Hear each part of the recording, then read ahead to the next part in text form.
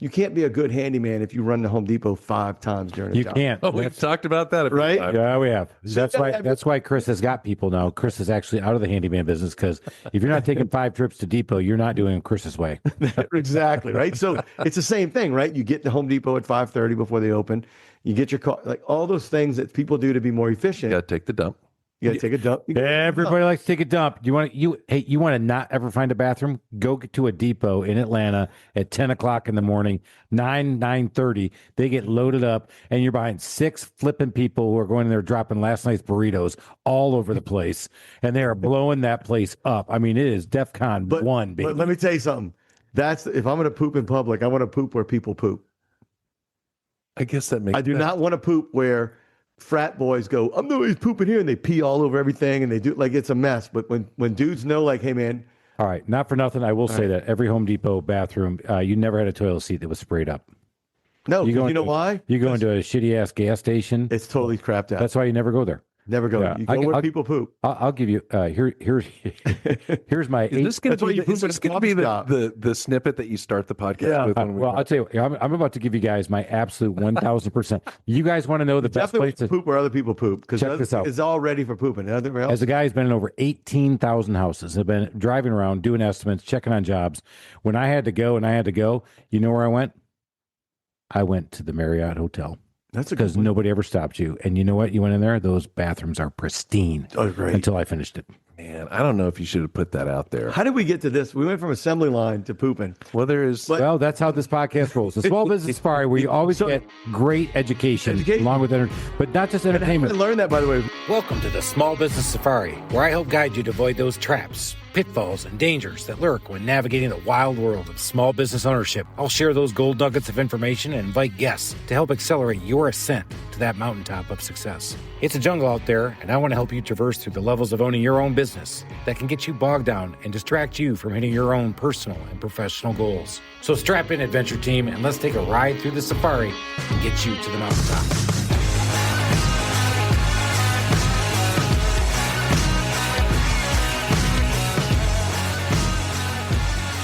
We're lazy. We just got started. We just brought a guest in studio. And Alan, we've already been told, I'm just doing this because I'm trying to get a podcast started. We like raw. Right. He goes, are you guys going to edit this? I'm like, no. He goes, oh, so you guys are just fucking lazy? Like, lazy. Well, I guess you figured us out already, Alan. Yeah. Well, the good news is the bourbon's flowing and the drinks are flowing. We got Dominic Carubba here, and we're ready to rock and roll, everybody. And happy birthday, Alan. Today's your birthday? No, Monday. But I celebrate from. You celebrate all month? Yeah. Good. It's a birthday month. That's what men get. A lot of women do that. Month. Yeah. Oh, yeah. I mean, Thanks, I'm just saying a lot of women do it. that. I'm not saying you're a woman. I'm just saying a lot of women do I'm that. in touch with my feminine side. Exactly. Yeah. And now you wonder why, before we got started, he goes, yeah, so I was working with this client. Great guy, but he fired me. I can't figure out why. I don't know why. What the hell happened? My favorite line in the green room is CL the brand. That's crap. We need to unpack. All right, guys, let's get started with this thing. Let's get right into it right now. So we started this podcast 4.5 years ago. Why? To get back to you, to get everybody going. You're driving around in your truck, man. Settle in. It's going to be a good one. I can already tell we're going to have some good times with it. Fun. But yeah, eventually, guys, I mean, I'm trying to build my brand, the Small Business Safari. I got my book From the Zoo to the Wild. Eventually, I'm going to start a mastermind group. You guys, get in the wings, get ready. It's going to happen. So I'm trying to build the Chris Lalamia brand. I've got the radio show, the All Four Seasons Home Show, where we're getting ready to blow it up here in Atlanta, make it even bigger than it is today.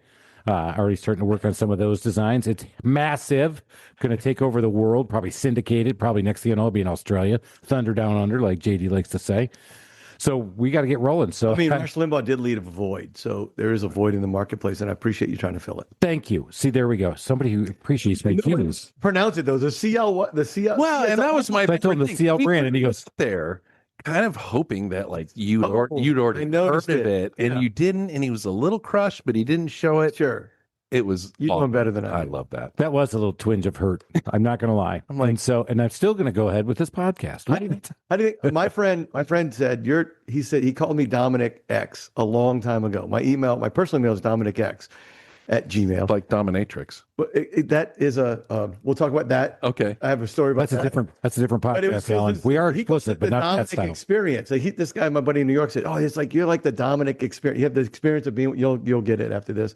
The experience of being with Dominic." And I was like, "What are you talking about?" It's like he came to Chicago. He was a drummer on the production of Chicago. Yeah. Right? From New York. They always have the traveling crew of the Broadway shows. Right. And he said, "Remember that time we were there with Stuart?" I'm like, "Yeah." So Stuart and I were talking, and I looked at Stuart. I was like, "Stuart, you're fat. You know that." And we said like that just. And he says, "When you said that to that guy, I'm like, well, what was wrong with that?" That was like, he knows he's fat. He's got a mirror, right? Right. He I mean, knows fat this, right? people know they're fat. Why can't we say it? I don't understand. You can't. I'm trying to be offensive. You're fat I'm trying to shaming. be realistic. I'm not fat shaming. I'm fat. I'm fat acknowledging. Fat I'm acknowledging. acknowledging. That's if you're right. short, you're tall, you're bald, and Yeah, I'm bald. Right. He's bald too. Yeah. I am just too. work. Right? You got lots of hair. No, You're good. no, I don't. No, we. Oh. Look at that. Yeah, you come in with I that. get the reverse. Nah, I yarmulke. can't. I can't. But anyway, so see the that. CL brand, I think we can come up with a better name because it doesn't match your book. Right. The Safari and the CL. Who Right. cares? That doesn't connect. We'll find something though. All right, we're going to do it. We're going to workshop We it may later, do it- but we may let's do it get on the into call. Maybe we should explain to people what Dominic does. let's try that. We don't know. Dominic can't explain it. So we were still trying to figure it out. Dominic is a CRM expert, everybody. And aren't we all about CRM, customer relationship management, doing our thing? We got to do it. I just got off an interview with the lady who does my emails. She's looking to blow it up, Mia Hanna, Touch Plus Marketing. But she said, what are you trying to do and trying to get to? And I'm like, you're trying to get to these people who need to use their database more. She goes, do you think handymen use their database? I'm like, no. They don't. Not at all. They use She their goes, phone. but she goes, but you do. I said, well, I'm not like a lot of other people, which is why I have the podcast, man. But that's just one component of what you do. You're a certified performance Technologist. technologist. At least I was. I let it. Certified performance technologist. Yeah. That's a fancy name for an instructional designer. Like in the world of training, there's 3 rooms. There's the boardroom, the classroom, and the back room. The boardroom is where you do the strategy. The classroom is where you teach it, and the back room is where you develop all the PowerPoints and all that kind of stuff. So the group that created it were back in 03. Certified performance technology means I know about human performance technologies, right? Basically, training, coaching are 2 of 17 performance interventions companies can use to improve performance. Job aids, CRM, technology, communication. Kicking doors. Kicking doors. Is that one of the 17? Kicking doors? That's the Italian 18. That's the 18th. That's the 18th. See, the Italians came with that. Thanks, Dom, baby.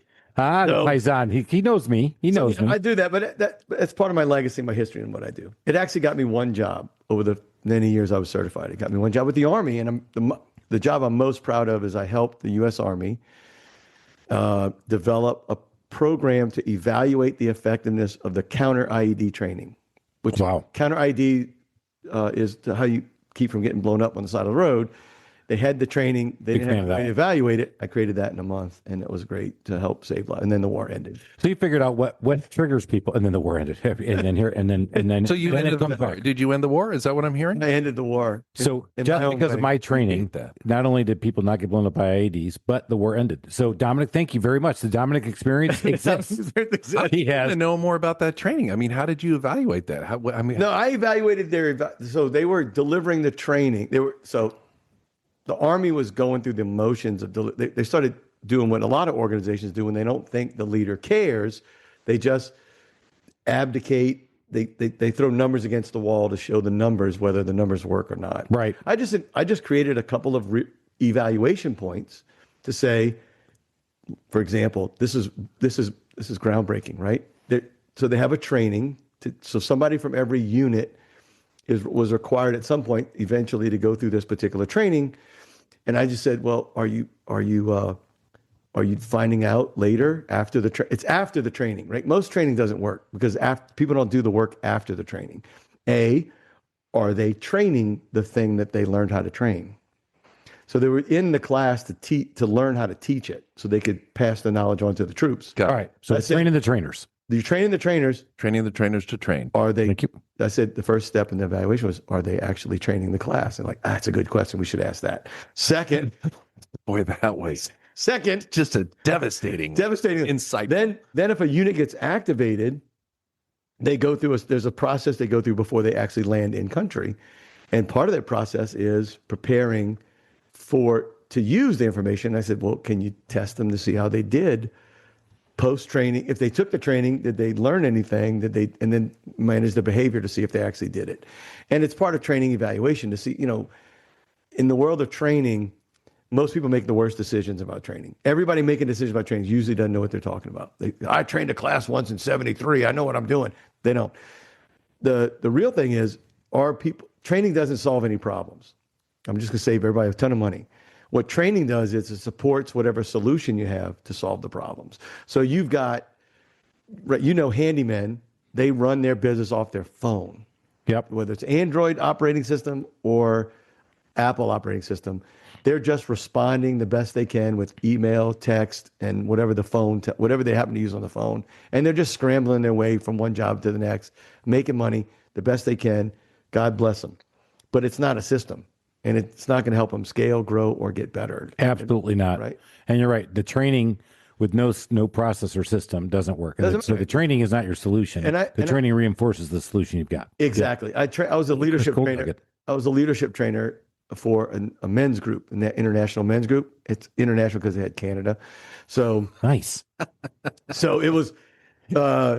It was when the U.S. based plus 51st state, they can't call themselves international. At least Alberta. So with Dominic's description, we're intergalactic with our podcast. We've already claimed because we've already been. I think we've listened. They listened to us on the moon. Well, you've had satellites broadcast to space and then back down. So we're intergalactic. So I was doing this leadership training. I was in charge of it for like 10 years. I'm like, guys, this is useless. We're just entertaining people and good stuff. But the leader, when I got into the leadership of the organization, they weren't doing the things I teach in leadership training that I got consistent. They also had no systems in place to use it. I'm like, well, it's just entertainment. If there's no system behind the training, there's no training necessary. No system, no training. No soup for you. System, no training. I do that. We could put that together. There you go. There's a brand. I've heard of him. What? All right, let's keep going. The CL training solution. No, that one sucked. All right, we'll keep working it out, though. We're going to keep workshopping it. We got the whiteboard going. That one just got struck. But, there are no bad ideas when you brainstorm. That was stupid. All right. There's lots of bad ideas, but we welcome them. Right. So Dominic, you're coming on the podcast, and we talked about, eventually you're going to have your own podcast. I'm just out here doing the podcast circuit, blah, blah, blah. That's right. But what do you do? I'm going to put it the simple way because, right? He looks at me when he says that. I did, right? No, I saw that. I'm going to do simple. Well, your eyes might, yeah. CL requires simple. Small words. CL requires simple. Do you have any pictures? Simple solutions. I'd say the simplest way to describe it is I unfuck CRMs. Okay. All right. So we have a CRM, and you're going to get me out of my own way. Hopefully, yeah. All right. So any CRM, you're CRM agnostic? I'm agnostic now. Look at that. Huh? I was. He does not believe in CRMs.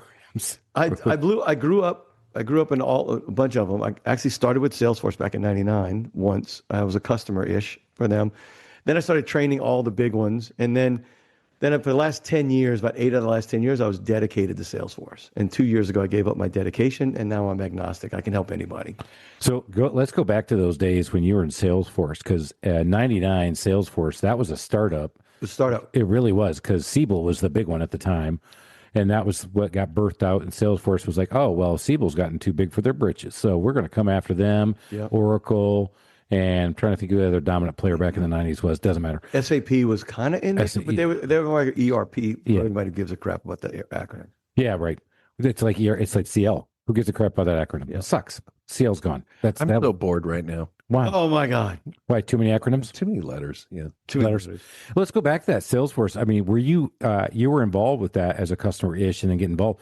I mean, that was really a startup for them at that time. '99. I remember that. It was useless, just like all the rest of them in the cloud, right? So I'd sold my phone company in '99, and I tried out, and then I became when I sold my phone company in '99 as a fire sale. The only thing I really like doing as an entrepreneur is being a trainer. Like I trained a lot of people, trained salespeople, trained all the people that worked for me, did all the training. So I said, I became a professional trainer. And I was training CRMs because those were easy gigs to get.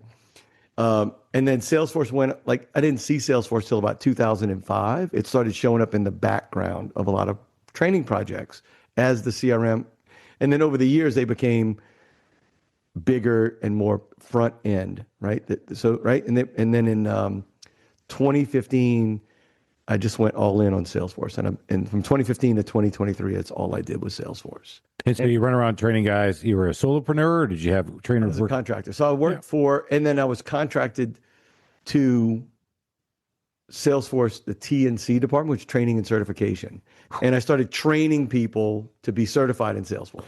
Alan, you act like you don't remember this, but Alan, as we all know, enterprise refugee. If you didn't have an acronym in your meeting, you were. Oh, I know. Didn't have a meeting. Yeah, corporate bingo. I remember all that. Yeah, I still got PTSD from that. Right, there you go. More acronyms. Thank you. But what I want to ask the question that everybody listening out there is already. It's like, I've implemented a CRM and he's telling me it's wrong. It's totally wrong. Okay, so why? All right, I'll tell you the test. You want to know the test? Yeah, I want to know the test. Here's how you know your CRM is fucked or not, right? Send out an email, individual, to everybody in your company and ask one question. And if everybody comes back with the same exact answer, you might not be fucked. All right. And the question is, what is a lead? He sat back. He did. You know what? He just did mic drop. He just mic dropped. Just right on the table. Like all kind of definitions. What is a lead? What is a lead?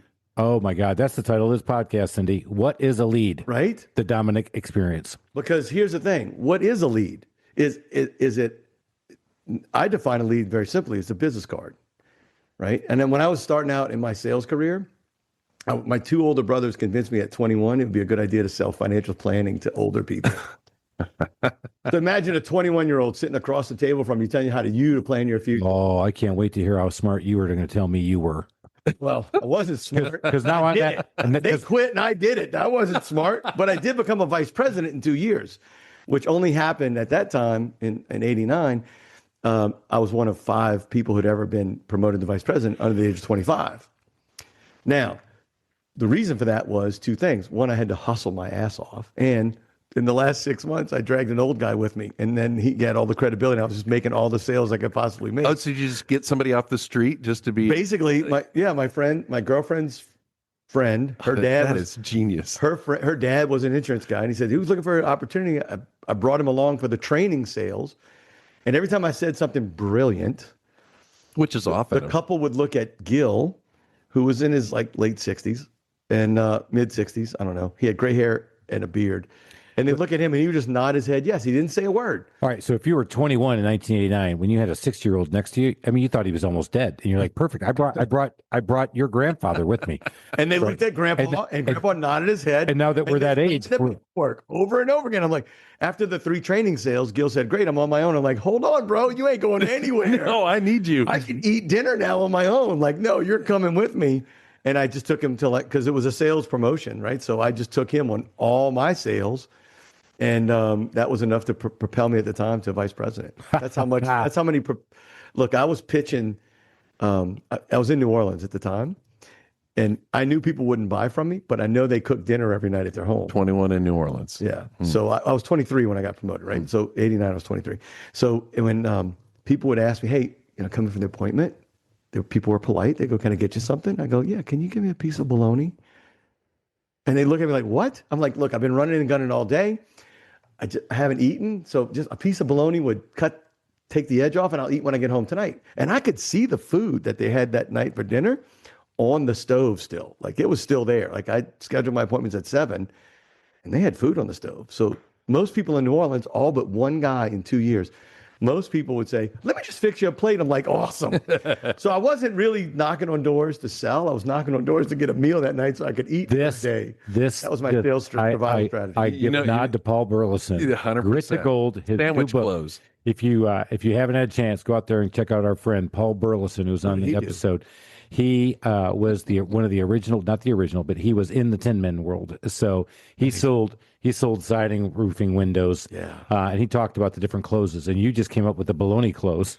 Bologna, and only one guy ever gave me bologna. He's like, okay. And he got, here you go. Yeah, I'm like, oh, you're. Anyway, so Paul was the opposite of Dominic, because he was the kid that they had sit in the car, and they would get the sympathy because the salesman's kid was in the car. Yeah, what a great.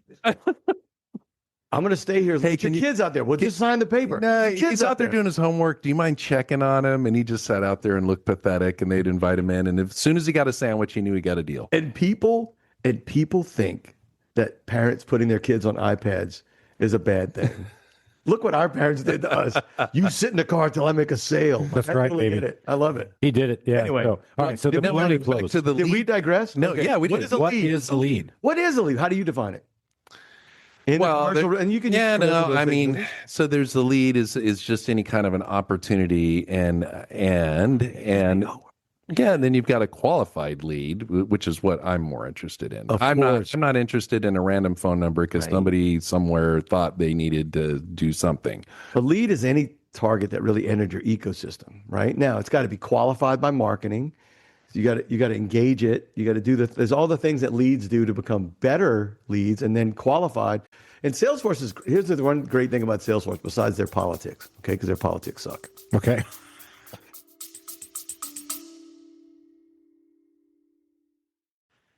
Hiring the right people shouldn't feel overwhelming. At Smart Hire Solutions LLC, they take a smarter, more human approach to hiring. Smart Hire Solutions helps you get the right candidates, carefully vets, presents only the best fits for sales roles, lead technicians, key team members, in home services, construction, and many more. No resume pile nightmares, no wasted time. Today's labor market is tough to navigate, and having the Smart Hire Solutions LLC team on board makes it smooth sailing. Founder Tina McKenna brings decades of real-world experience, not only in recruiting, but in marketing. She runs this thing like a business that's involved with you. Check out their fresh approach at yoursmarthire.com. That's yoursmarthire.com. Or connect with Tina McKenna on LinkedIn. That's Tina McKenna with Smart Hire Solutions, LLC, yoursmarthire.com. I didn't know they were a political. They are political internally. They're very. I'm not like I'm the wrong. Corporate politics. Corporate politics and their whole mentality around who they hire, all that stuff, right? But a lead. What's really great about a lead is like a business card. You got a little bit of business information, you got a little bit of personal information, but not enough information to do business with. Now it's work.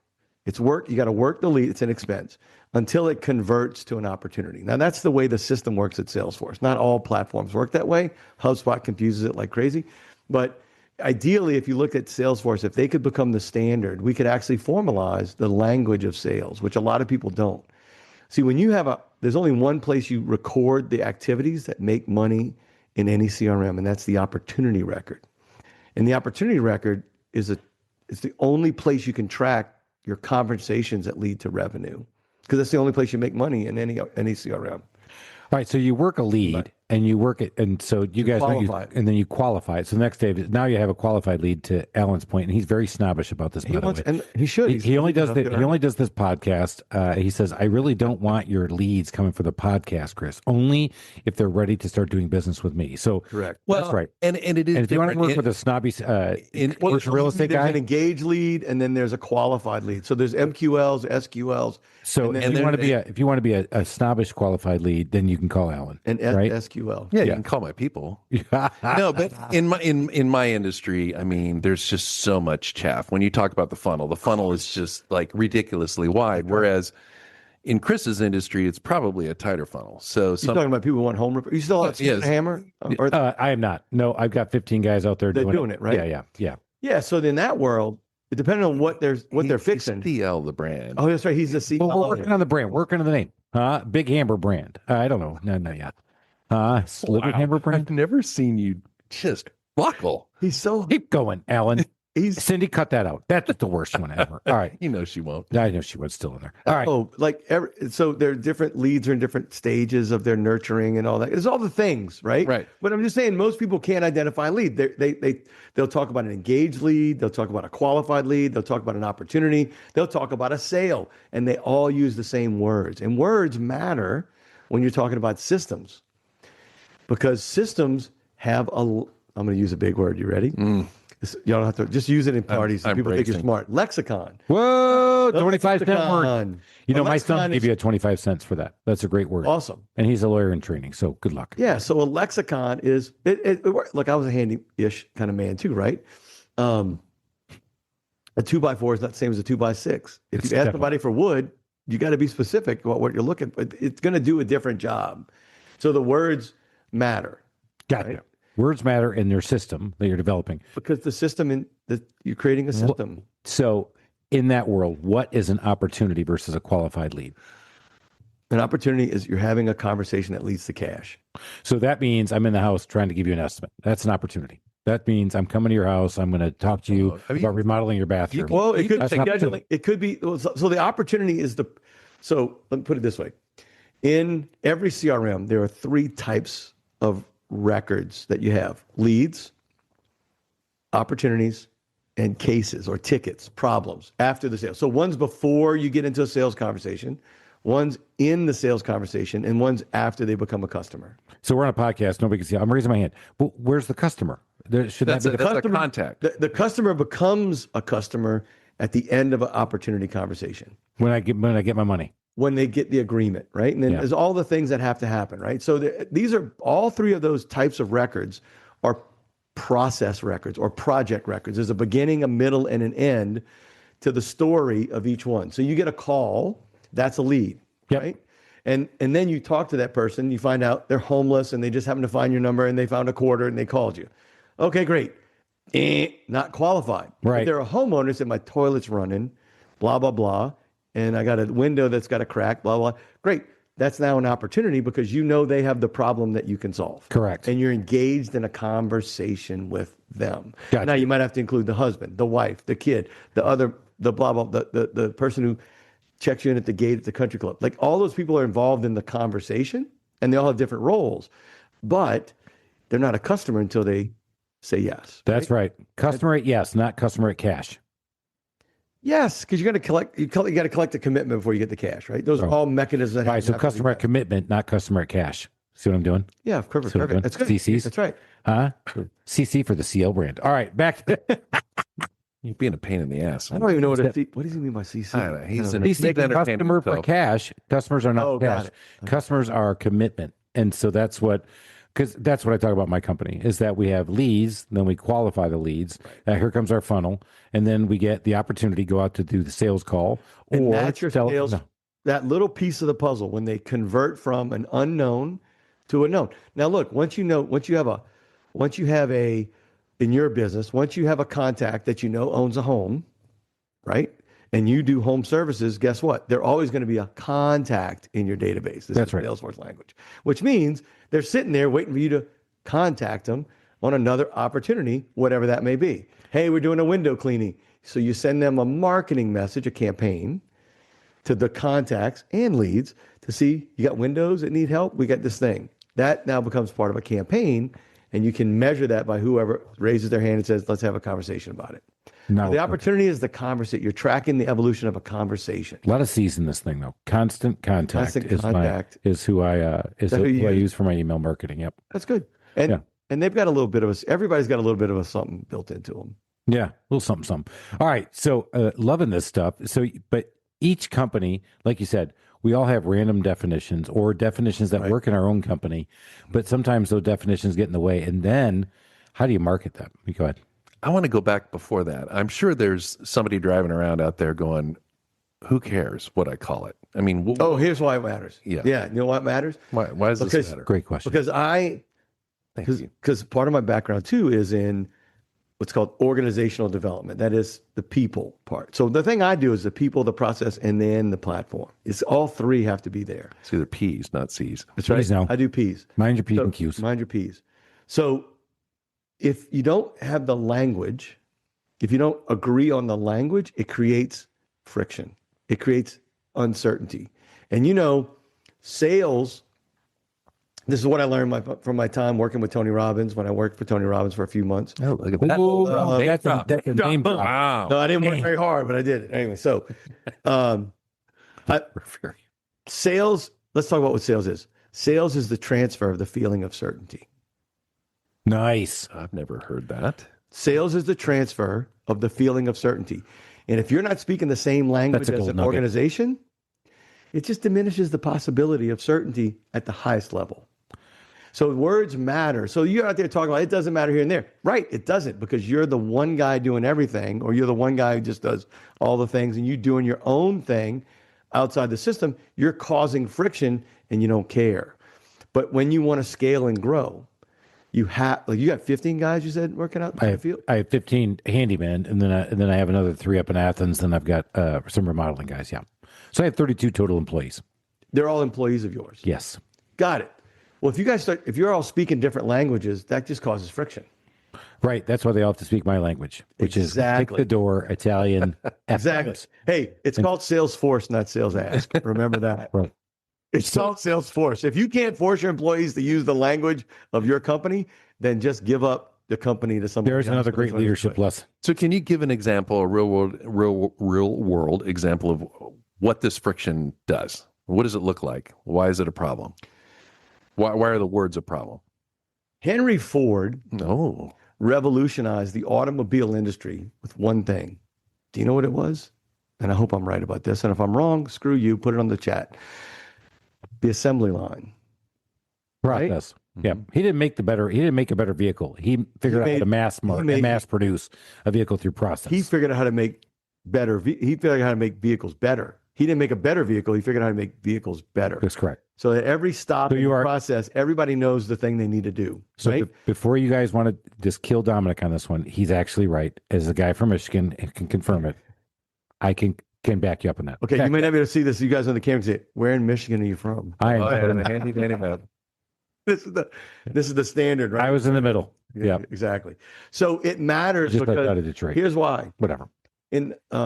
At the core of productivity, right? When you're doing to be productive as a company, and that's really what company owners do. They create systems that produce results, right?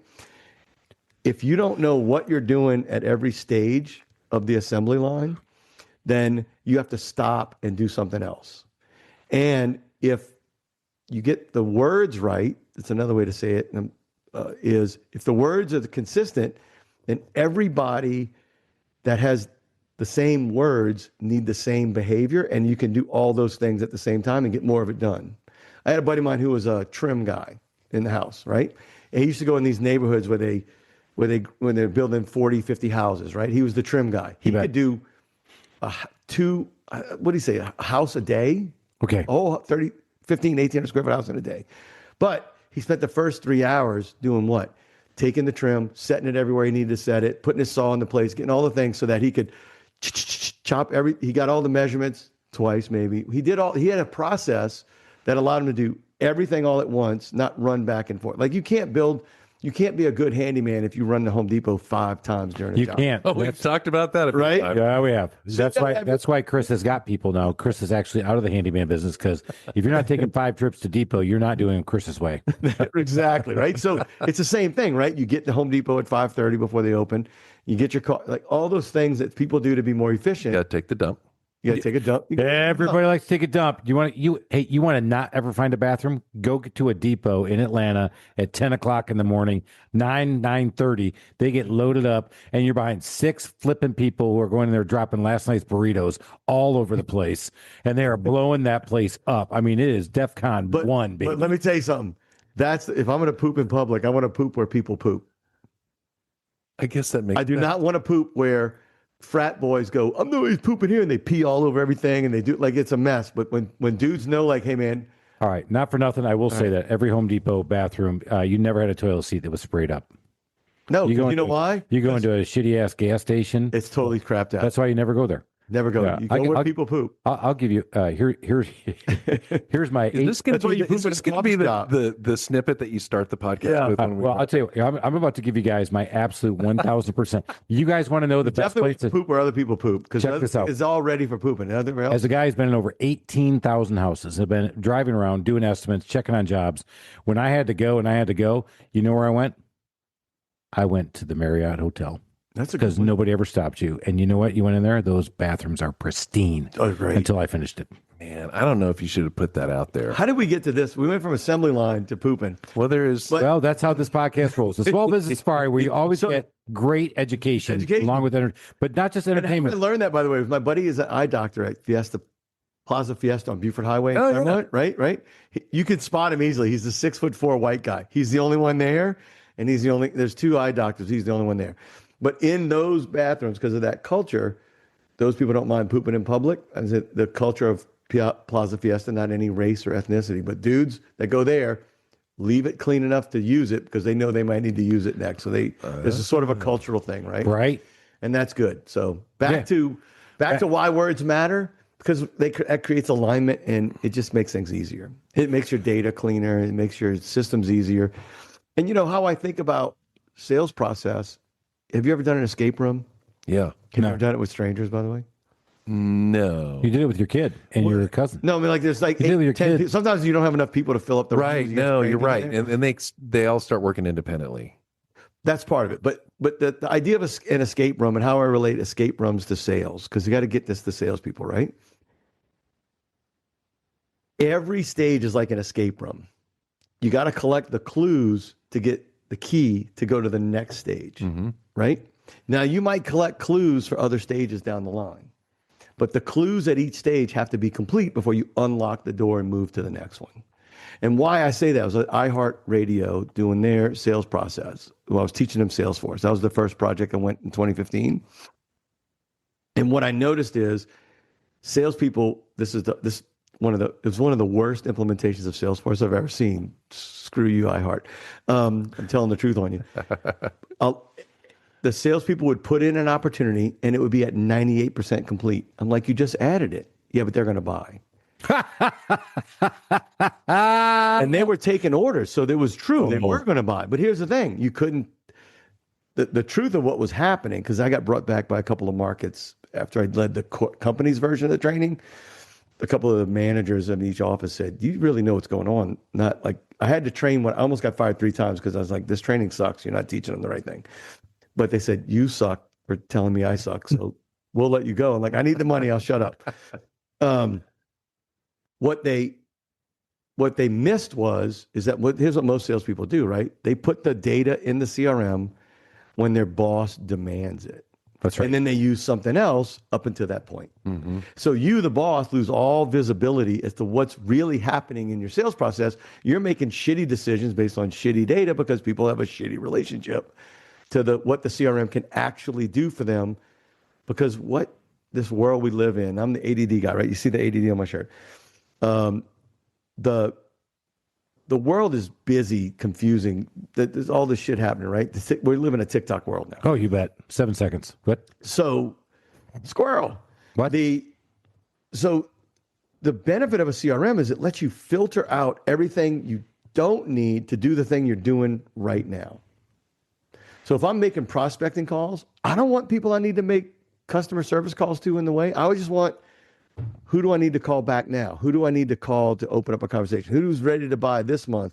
Like the data tells you what you need to do. If you can filter out all the garbage, then you can focus and you can work on something for an hour or you can work on something till it's done.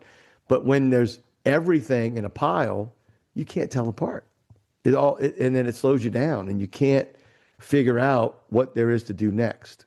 So you're so part of the training. So the employees are using the CRM because they're told to do so, 100%. but they're not taught why it benefits them. And they don't. That's the one thing that made me different. That's how I kind of led myself here. Is that when I've always had a passion for the salesperson because I was one, and I had salespeople that worked for me, and so when I started training for other people, I always heard the feedback from the class, like this software sucks. I'm like, I know.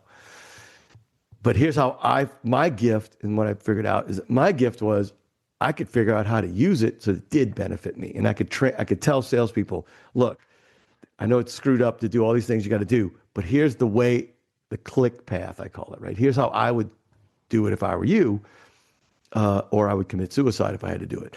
But like, this is what you have to do to get them satisfied, like the data ding-dongs, the CEOs who ruin it. The data czar. Yeah, exactly. So here's how you just get it done. And here's how you use it to benefit yourself. And that's why I got good reviews on my training, because I did something no one else did, is I taught them how to use it to get the benefit out of it.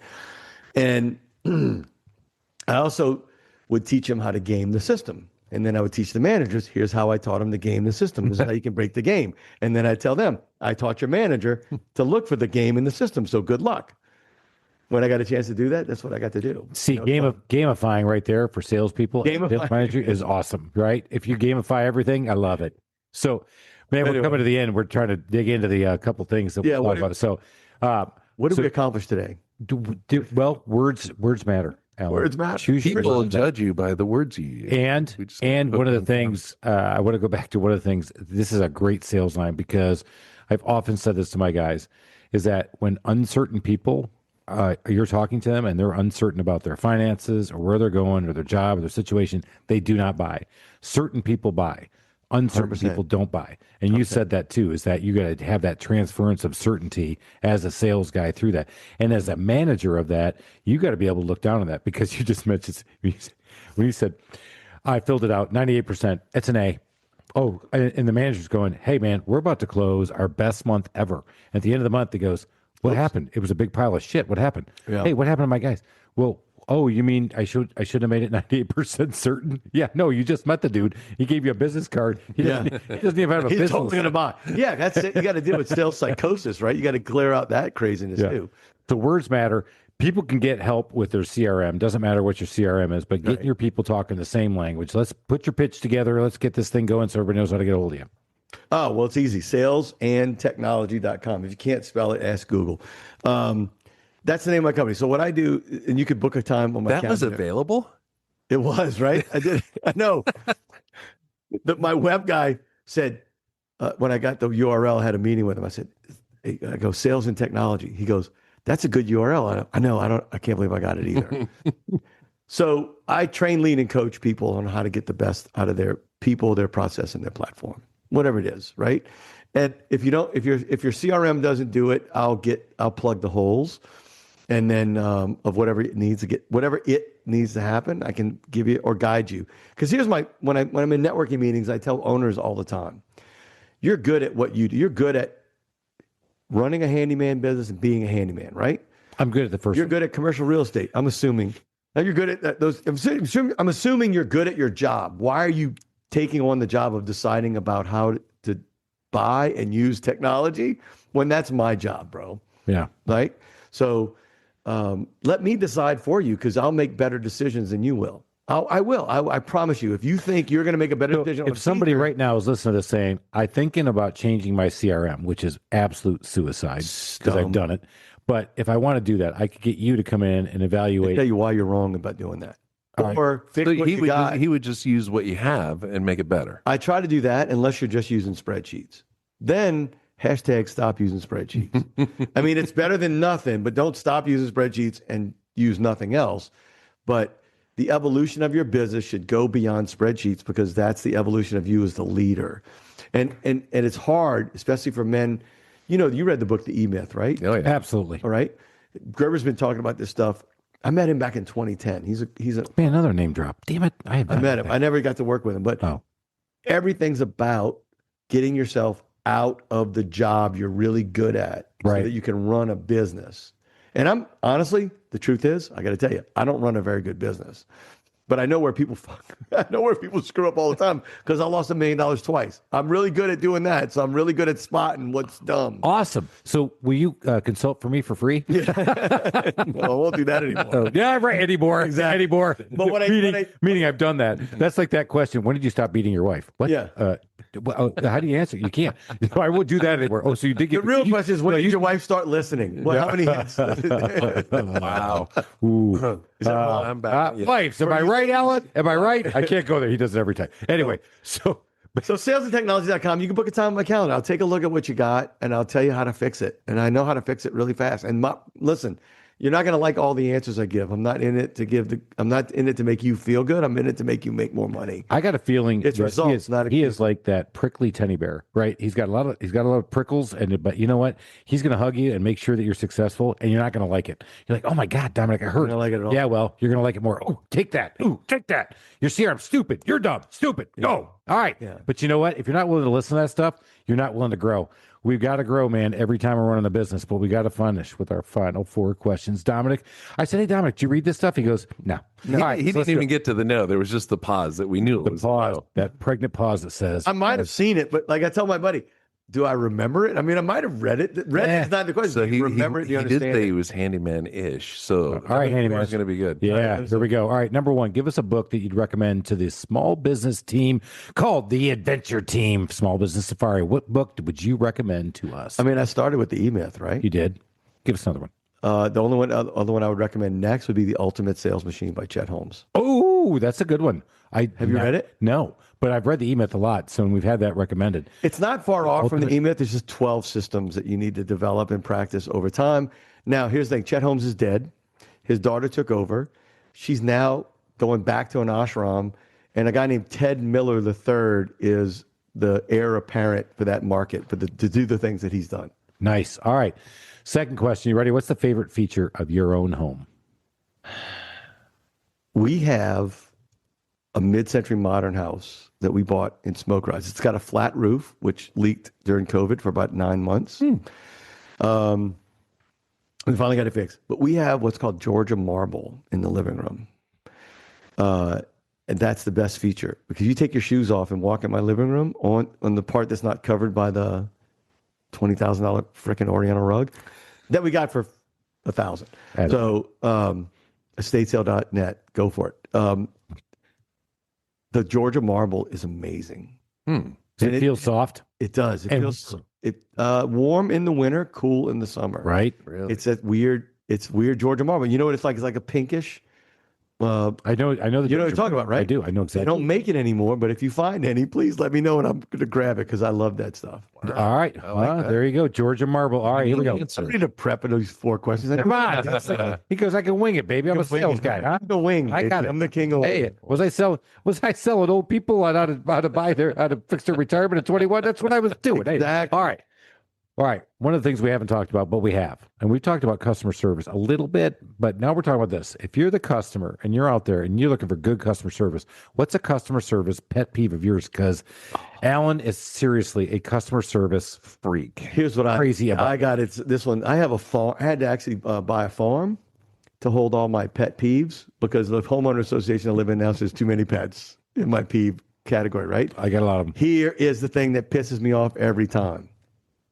In customer service, stop asking me questions you should know the answer to.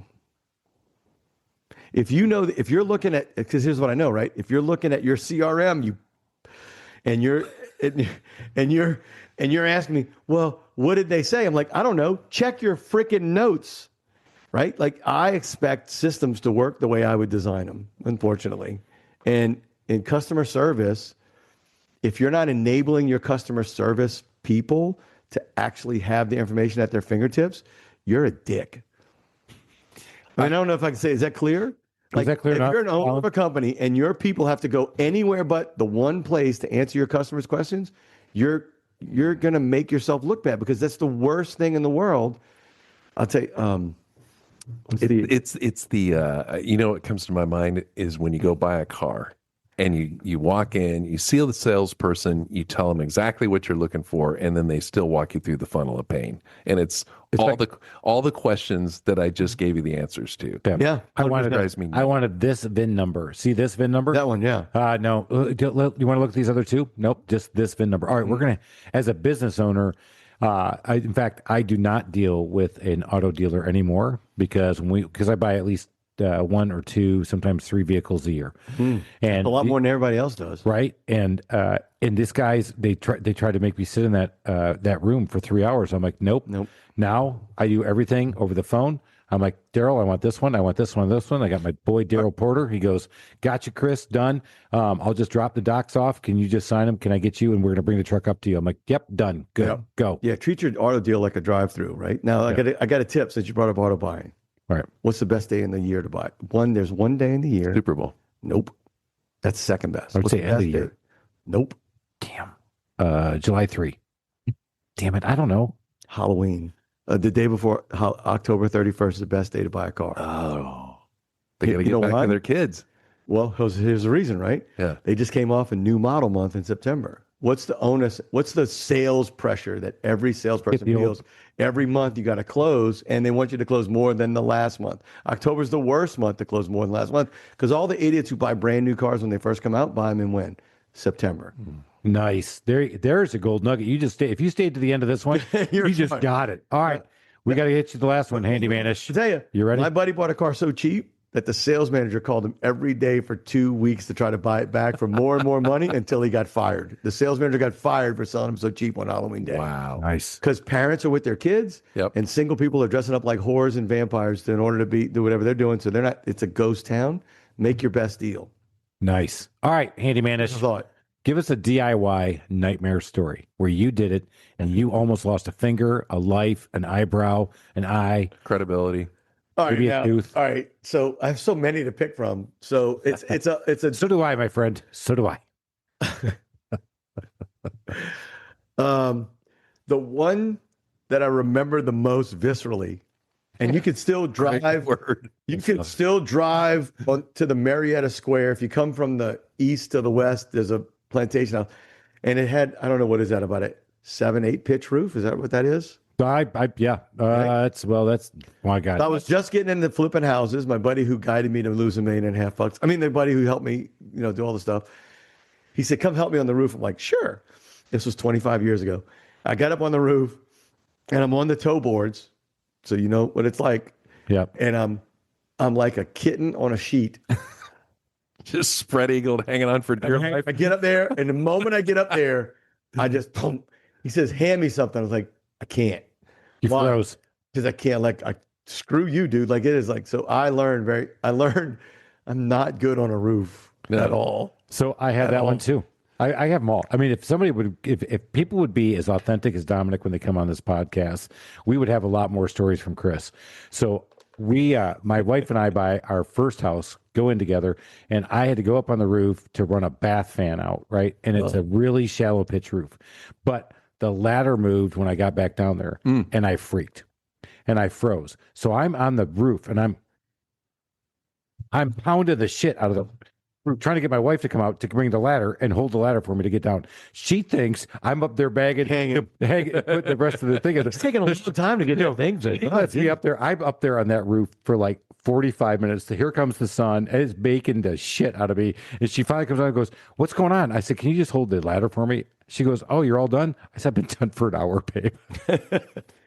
Hey, by the way, I could have literally jumped down and would in have. South Louisiana, I learned I wanted to go to college. Why? Because it was summertime. Before I went to boot camp, I went late in summer. I worked a roofing job for 2 days in New Orleans. No. In the summer. And I was Hago, right? Hago get this, Hago get that. I'm like, and I'm just up and down. And like, it was so hot. I said, I got to go to college. You bet. This sucks. I got to get an education, man. I do not We all want to do need this that for a one to living. keep us driving. Alan, we've had another great episode. Dominic Carubba, go check him out. salesandtechnology.com. We're going to keep going up that mountain. You're going to keep making it happen.